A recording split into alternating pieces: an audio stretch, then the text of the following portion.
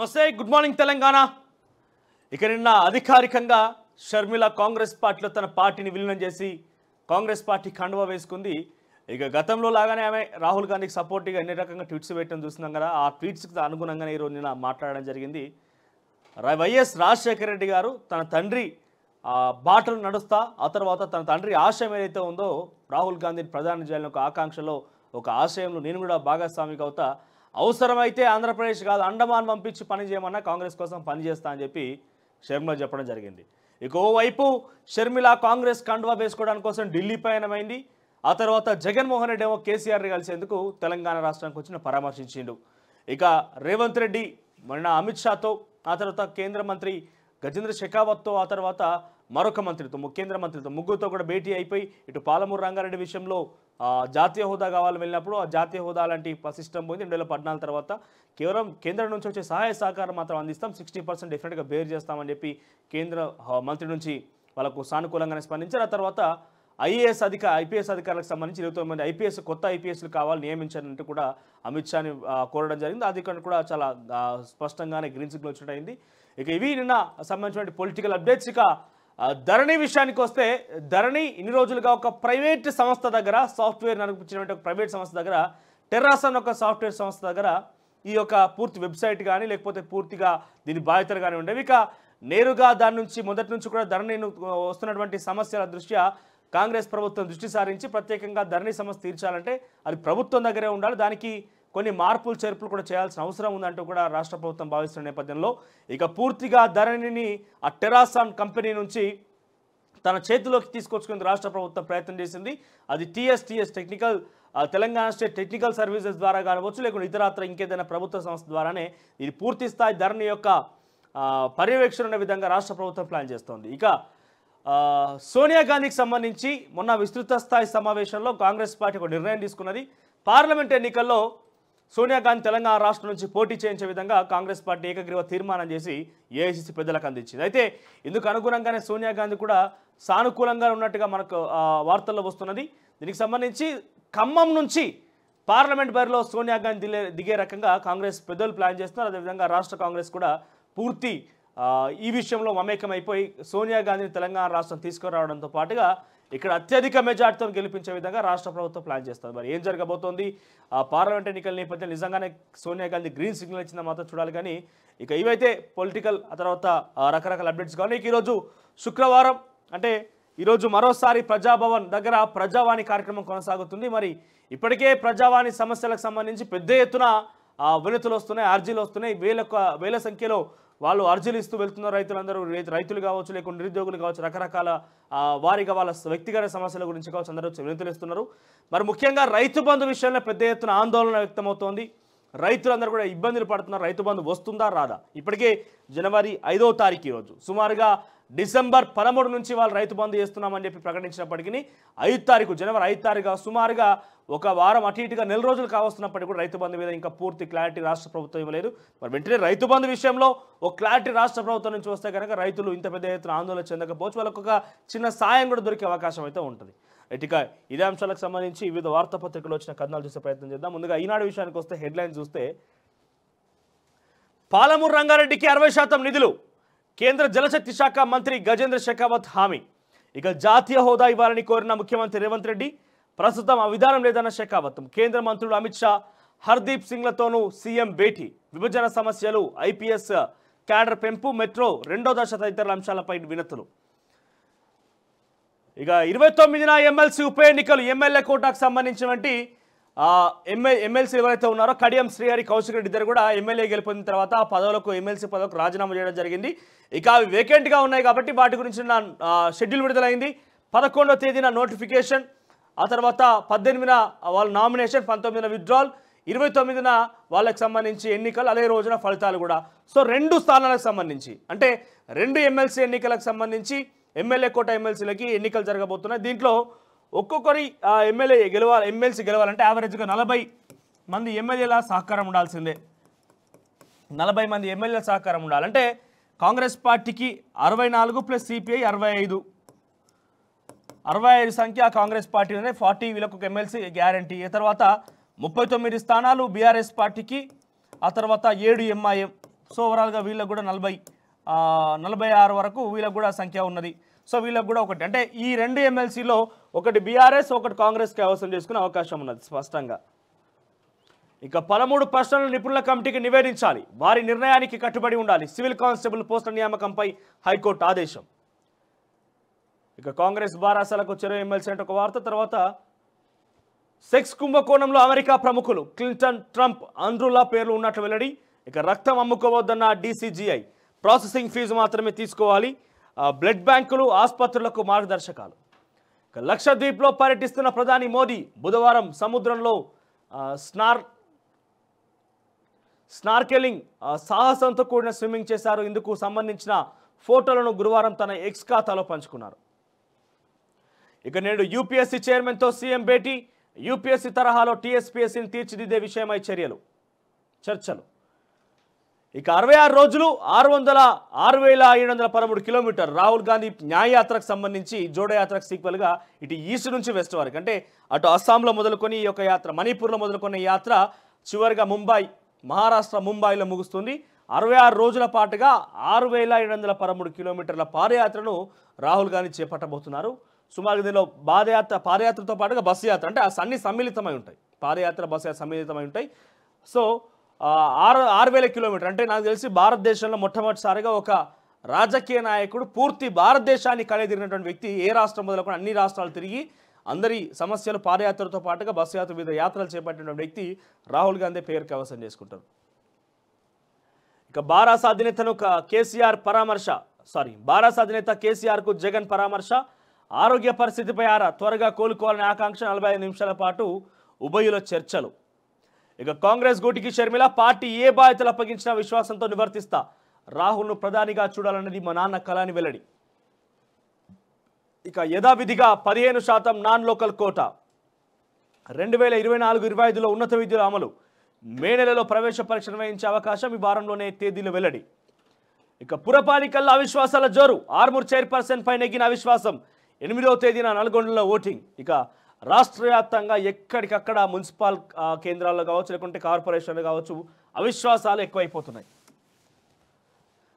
ఇక ఎన్టీపీసీ 2వ దశకు పచ్చజెండా నిర్మాణం కోసం సంప్రదింపులు జరపాలి, అవసరాలకు అనుగుణంగా సామర్థ్యాన్ని పెంచాలి, అధికారులతో సమీక్షలో డిప్యూటీ సీఎం భట్టి. ఇక కాంగ్రెస్లోకి షర్మిల, రాహుల్ సమక్షంలో కండువా కప్పి ఆహ్వానించిన ఖర్గే, వైఎస్ఆర్టీపీని విలీనం చేస్తున్న వైఎస్ ఎక్కడున్నా సంతోషించే రోజది. రాహుల్ ప్రధాని కావాలని ఆయన కలగన్నారు, దాన్ని నెరవేర్చేందుకు కృషి చేస్తా, కాంగ్రెస్ పార్టీ ఏ బాధ్యత ఇచ్చి నివర్తిస్తా అని చెప్పి షర్మిల చెప్పడం జరిగింది. ఇక సోనియా గాంధీతోనూ భేటీ, పీసీసీ పగ్గాల అప్పగింతపై అధిష్టానం మల్లగుల్లాలు. ఇక మణిపూర్ ఘటనలను ఓ క్రైస్తవురాలిగా జీర్ణించుకోలేకపోతున్నా, అక్కడ 2,000 చర్చిలు ధ్వంసం, నిరాశ్రయులుగా 60,000 మంది. నాడే కాంగ్రెస్కు మద్దతు ఇవ్వాలనుకున్న షర్మిల. ఇక షర్మిల డెఫినెట్గా ఇప్పుడు ఇన్ని రోజులుగా జగనన్న వదిలిన బాణం, లేకపోతే ఇంకెవరు వదిలిన బాణం నుంచి కాస్త ఈ బాణం ఇప్పుడు కాంగ్రెస్ పార్టీ ఎక్కుపెట్టింది. కాంగ్రెస్ పార్టీ నేరుగా ఆంధ్రప్రదేశ్ రాష్ట్ర రాజకీయాల్లో జగన్ ఢీకొట్టేందుకే ఈ బాణాన్ని కాంగ్రెస్ ఎక్కుపెట్టింది. మరి డెఫినెట్గా ఇప్పటికే ఎవరైతే జగన్మోహన్ రెడ్డి ఆంధ్రప్రదేశ్ రాజకీయాలు మనం కనుక పరిశీలిస్తే, ఒకవేళ పరిశీలించే వాళ్ళు కనుకుంటే అక్కడ చాలామందికి టికెట్ నిరాకరించిండు. దీంతో పాటుగా చాలామందిని కూడా ఇతర నియోజకవర్గాలకు పంపించే ప్రయత్నం చేసిండు. సో డెఫినెట్గా సొంత పార్టీ నుంచి కూడా జగన్మోహన్ రెడ్డి కొంత వ్యతిరేకత ఎదుర్కొంటున్నాడు. అది పార్టీల టికెట్ల విషయంలో అయితే చాలా స్పష్టంగా అర్థమవుతుంది. సో ఎవరైతే ఈ వ్యతిరేకులు ఉన్నారో, ఈ వ్యతిరేకులు అందరూ కూడా డెఫినెట్గా షర్మిల వెంట నడిచే అవకాశం ఉన్నది, కాంగ్రెస్ పార్టీ వెంట నడిచే అవకాశం ఉన్నది. ఇక ఖమ్మం నుంచి సోనియా, తెలంగాణ నుంచి లోక్సభకు పోటీ సరేనన్న సోనియా, రాష్ట్ర నేతలకు సమాచారం. ఇక ఢిల్లీలో కేంద్ర హోంమంత్రిని కలిసిన సీఎం రేవంత్ రెడ్డి, విన్నపాలు వినవాలి అంటూ ఒక వార్త. ఇక చివరి దాకా జనం బయటపడరు, జాగ్రత్త అని చెప్పి కేసీఆర్ జగన్మోహన్ రెడ్డికి సూచన చేస్తున్నాడు. ఇప్పుడు నీ దగ్గర నా దగ్గర అయిపోయింది, ఇక నా పని అయిపోయింది, ఇక నెక్స్ట్ నీ పనే ఉన్నది, జర జాగ్రత్తగా ఉండు, చివరి దాకా జనం బయటపడరు, జాగ్రత్తగా ఉండు అని చెప్పి చెప్తున్నారట.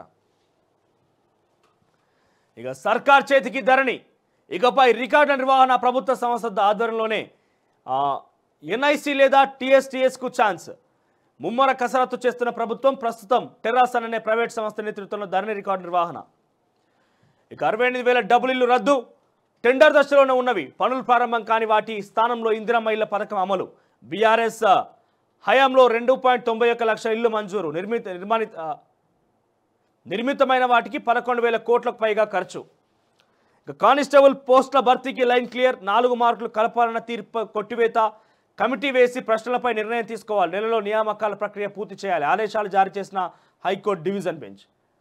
ఇక జీతాలు పడ్డాయో, 4వ తేదీ కల్లా ఉద్యోగులు పెన్షనర్లకు చెల్లింపులు పూర్తి, కాంగ్రెస్ సర్కార్ వచ్చాక తొలి నెలలోనే సకాలంలో వేతన జీవులకు ఊరట, ఇది కొనసాగాలని ఆకాంక్ష. బీఆర్ఎస్ హయాంలో 12-20 తేదీల దాకా చెల్లింపు లేనటువంటి ప్రక్రియలో జీతాలు పడ్డాయని చెప్పి ప్రభుత్వ ఉద్యోగులు ఆనందం వ్యక్తం చేస్తున్నారట. ఇక ఎమ్మెల్సీ ఉప ఎన్నికల షెడ్యూల్ విడుదల, 11 నుంచి 18 వరకు నామినేషన్ల స్వీకరణ, 29న పోలింగ్, అదే రోజు ఫలితాలు వెల్లడి. ఇక కడియం పాడి కౌశిక్ రెడ్డి రాజీనామాలతో ఎమ్మెల్యే కోటా ఖాళీ అయిన 2 స్థానాలు. ఇక 2 సీట్లకు పోటాపోటీ, ఒకటి బీఆర్ఎస్కు మరొకటి కాంగ్రెస్కు, 2 పార్టీలోనూ భారీగా ఆశావహులు. ఇక టెస్ట్ చరిత్రలోనే చిట్టి మ్యాచ్, 642 బంతుల్లోనే ముగిసిన టెస్ట్ రికార్డులోకి బౌలర్ల హవా, రోజున్నరలోనే కేప్టన్ టెస్ట్ క్లోజ్. ఆ తర్వాత రెండో టెస్ట్లో సౌత్ ఆఫ్రికాపై 7 వికెట్లతో భారత్ ఘన విజయం, 1-1తో సిరీస్ సమం. ఇక వెలుగు విషయానికి వస్తే, కానిస్టేబుల్ పేపర్లో తప్పులపై 4 వారాల్లో తేల్చండి. ఆ తర్వాత కాంగ్రెస్లో వైఎస్ఆర్టీపీ విలీనం, 29 మంది ఐపీఎస్లను ఇవ్వండి అని కేంద్ర హోంమంత్రికి అమిత్ షాకు సీఎం రేవంత్ రెడ్డి విజ్ఞప్తి. ఇక లక్షద్వీప్లో మోదీ స్విమ్మింగ్, తర్వాత 4 బొగ్గు బ్లాకులపై సింగరేణి ఫోకస్, రాష్ట్రంలో కేంద్ర వేలానికి పెట్టిన 4 బొగ్గు బ్లాకులను దక్కించుకోవాలని సింగరేణి రాష్ట్ర ప్రభుత్వం భావిస్తున్నాయి. ఇవి దక్కితే బొగ్గు ఉత్పత్తి పెంచుకోవడంతో పాటు నిరుద్యోగులకు ఉపాధి కల్పించే అవకాశం దొరుకుతుంది. ఇక రెండో టెస్ట్లో ఇండియా విక్టరీ అంటూ ఒక వార్త. తర్వాత కేసీఆర్కు జగన్ పరామర్శ, 40 నిమిషాలకు పైగా ప్రత్యేక భేటీ, ఏపీ అసెంబ్లీ ఎన్నికలపై చర్చ, అనంతరం లోటస్ పాండ్కు వెళ్లి తల్లి విజయమ్మకు జగన్ పలకరింపు. ఇక ఏపీలో బీఆర్ఎస్ చాప్టర్ క్లోజ్, హైదరాబాద్కే పరిమితమైన ఏపీ అధ్యక్షుడు తోట చంద్రశేఖర్, మౌనంగా ముఖ్య నేతలు కాంగ్రెస్లోకి వలసలు, ఏపీ సిట్టింగ్ ఎమ్మెల్యేలు టచ్లో ఉన్నట్టు అప్పట్లో చెప్పిన కేసీఆర్ ఇప్పుడు సీన్ రివర్స్, ప్యాకప్ పరిస్థితి. ఇక మేడిగడ్డల ఇన్వెస్టిగేషన్ షురు, బ్యారేజ్ ఎందుకు కుంగిందో తెలుసుకునేందుకు భూగర్భ పరీక్షలు, ఈఆర్ఎం విధానంలో స్టడీ, ఫౌండేషన్ నుంచి భారీ మోటార్తో నీటి పంపింగ్. ఇక బీఆర్ఎస్ నేతలకు ఎందుకింత తొందర, వాళ్లకు 3,500 రోజులు ఉన్నారు, వాళ్ళు 3,500 రోజులు ఉన్నారు, మేము వచ్చి 35 రోజులు కాలే, అప్పుడే విమర్శల, ఓటమి డిప్రెషన్లో ఏవేవో మాట్లాడుతున్నారని మంత్రి శ్రీధర్ బాబు ధ్వజం. ఆ తర్వాత అద్దె బస్సులు సమ్మె లేదు, బస్సులు ఏదో విధంగా నడుస్తాయని ఆర్టీసీ ఎండీ సజ్జనార్. ఇక ధరణిలో రోడ్లకు పట్టాలు, భూ రికార్డుల ప్రక్షాళనలో పిఆర్, ఆర్ఎండ్బి, ఎన్హెచ్ భూములకు పాస్ బుక్స్ జారీ, ఎప్పటికప్పుడు సప్లిమెంటరీ సేత్వా రెడీ చేయని ఆఫీసర్లు, రోడ్ల పట్టాలతో ఇతరుల భూముల్లోకి అక్రమార్కులు. ఇక ధరణి వచ్చాక ఫామ్ వెంచర్లో రోడ్ల మీద రిజిస్ట్రేషన్లు. ఎమ్మెల్యే కోట ఎమ్మెల్సీ స్థానాలకు 29న పోలింగ్, షెడ్యూల్ రిలీజ్ చేసిన ఈసీ, 11న నోటిఫికేషన్, కడియం శ్రీహరి కౌశిక్ రెడ్డి రాజీనామాతో 2 సీట్లకు ఉప ఎన్నిక. ఇక 7,000 మందికి ఇన్విటేషన్లు, అయోధ్యలో రాముడి విగ్రహ ప్రతిష్టాపన ఘనంగా ఏర్పాట్లు, ఇన్విటేషన్ కార్డుపై గుడి బాలరాముడి బొమ్మ. ఇక రామ జన్మభూమి ఉద్యమంపై స్పెషల్ బుక్లెట్. ఇక తొలి వెలుగు విషయానికి వస్తే,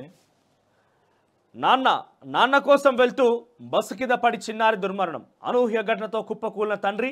ఇటీవలే జవహర్ నగర్లో ఘటన, వరుస ప్రమాదాలతో తల్లిదండ్రుల్లో భయం. ఇక ఎమ్మెల్సీ ఫైట్, మండలి ఉప ఎన్నికలకు షెడ్యూల్ విడుదల, జనవరి 29న పోలింగ్ ఫలితాలు, 2 సీట్లు కైవసం చేసుకునే యోచనలో పార్టీలు. ఇక అన్న నువ్వేం భయపడకు, కేసీఆర్కు ఏపీ సీఎం జగన్ పరామర్శ. అవినీతి సొమ్ముతో మెగా విరాళాలు, పార్టీ లిస్టులో కృష్ణారెడ్డిదే ఫస్ట్ ప్లేస్, 2022-23లో భారీగా నిధుల మళ్లింపు, ఎలక్టోరల్ ట్రస్ట్ల ద్వారా 87 కోట్ల ఫండింగ్. బీజేపీ, బీఆర్ఎస్, వైసీపీలకే అధిక మొత్తం, అనధికారికంగా ఎన్ని వేల కోట్లు మళ్లించారు. ఏడీఆర్ తాజా నివేదికలో విస్తుపోయే నిజాలు. తెలంగాణలో మెగాపై 70,000 కోట్ల అవినీతి ఆరోపణలు, కాళేశ్వరం సొమ్ముతో ఫోర్బ్స్ జాబితాలోకి స్థానం. ఇక సిబిఐ విచారణపై కేంద్ర రాష్ట్ర పాలకుల మీనమేషాలు. నాన్నకు ప్రేమతో కాంగ్రెస్లో వైఎస్ఆర్టీపీ విలీనం, తండ్రి అడుగుజాడల్లోనే తనయ ప్రయాణం, రాహుల్ను ప్రధాని చేయడమే లక్ష్యం. ఖర్గే సమక్షంలో కాంగ్రెస్లో చేరిన షర్మిల నేడు ఏపీ పీసీసీ చీఫ్గా ప్రకటన.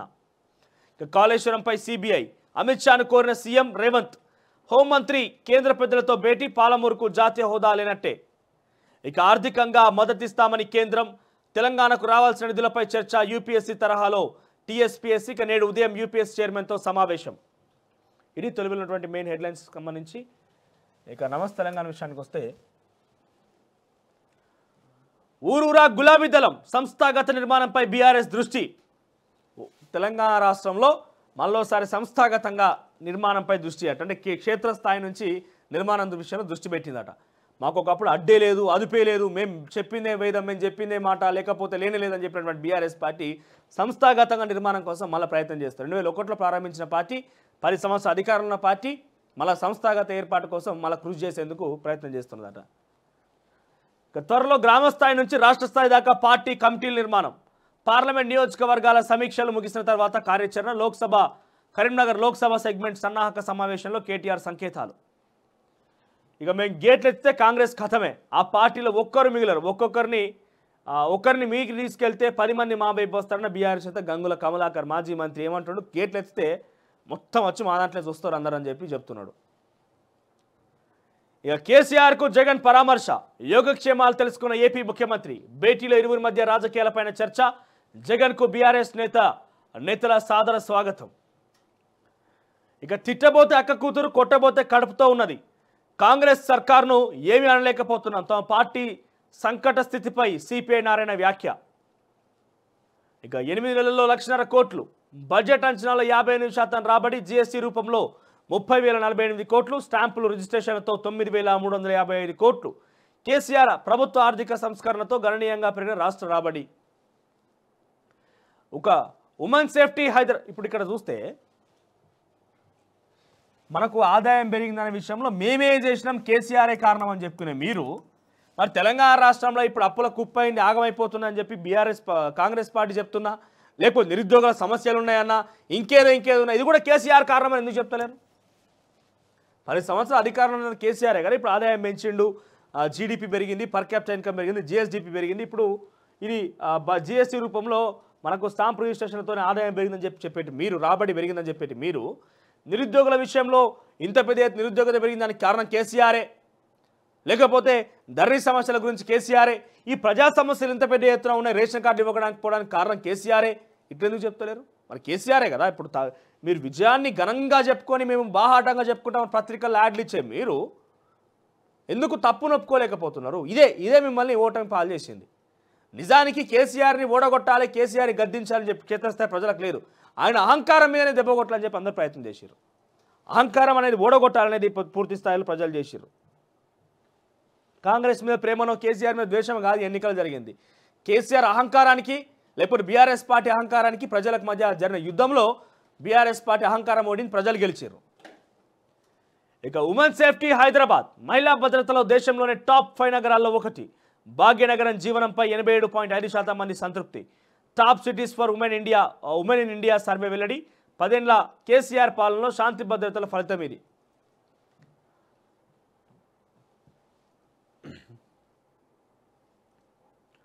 ఇక జాతీయ హోదా ఇవ్వలేం, పాలమూరు రంగారెడ్డి ప్రాజెక్టుపై తేల్చి చెప్పిన కేంద్రం. ఇక డెస్క్ కొలువు రోగాలకు నిలవు. నైట్ అవుట్ టార్గెట్లతో జీవక్రియ అస్తవ్యస్తం. గతి తప్పుతున్న జీవ గడియారం. హైదరాబాద్లో ఒబేసిటీ, చెడు కొలెస్ట్రాల్, NIN అధ్యయనం అట. ఇక స్పెషల్ ఆఫీసర్ల పర్సన్ ఇన్ఛార్జుల వచ్చే నెల 1తో ముగియనున్న పంచాయతీ పాలక వర్గాల గడువు. బీసీ గణన చేపట్టకపోవడంతో ఎన్నికలకు అడ్డంకులు. ఇక అయోధ్య వీధుల్లో రామయ్య ఊరేగింపు. పెజావర్ మఠానికి చెందిన విశ్వప్రసన్న తీర్థ స్వామీజీ వెల్లడి. ఇక ఆలయం వద్ద కట్టుదిట్టమైన భద్రత, కృత్రిమమైనతో నిఘా. ఇక డిసెంబర్ నాటికి రామాలయం పూర్తి. నిర్మాణ కమిటీ చైర్మన్.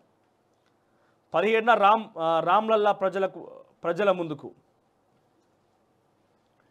ఇక ఇవి పూర్తి స్థాయిలో ఉన్నటువంటి కథనాలు.